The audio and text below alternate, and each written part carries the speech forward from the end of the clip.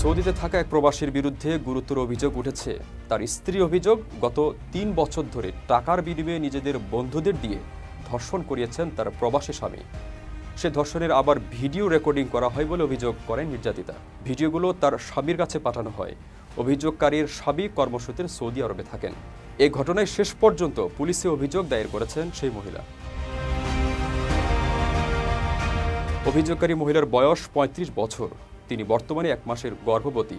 জানা গেছে, নির্যাতিতা ২০১০ সালে বিয়ে করেছিলেন। তার স্বামীর সঙ্গে ৪ সন্তান আছে। প্রবাসী সৌদি আরবে গাড়ির মেকানিক হিসেবে কাজ করে। বছরে ২ বার সে বাড়ি আসে। নিজের অভিযোগে নির্যাতিতা জানিয়েছেন, ৩ বছর আগে একবার নিজের বন্ধুদের নিয়ে বাড়ি আসে তার স্বামী। সে সময় তাকে ধর্ষণ করতে অনুমতি দেয় বন্ধুদের। ঘটনাটি ভারতের উত্তরপ্রদেশের। নির্যাতিতার স্বামী বিদেশে থাকাকালীনও সেই ২ ব্যক্তি তাদের বাড়ি আসত এবং মহিলাকে ধর্ষণ করত। সে ঘটনার ভিডিও করে স্বামীকে পাঠিয়ে দিত তারা। নারী জানায়, স্ত্রীকে ধর্ষণের বদলে তার বন্ধুরা তাকে টাকা দেয়। নির্যাতিতা বলেন, তিনি তার সন্তানদের কথা ভেবে চুপ ছিলেন। এমনকি এ খবর কাউকে জানালে তার স্বামী বিবাহ বিচ্ছেদের ভয় দেখাত। এসব অভিযোগ পেয়ে তদন্তের আশ্বাস দিয়েছে পুলিশ।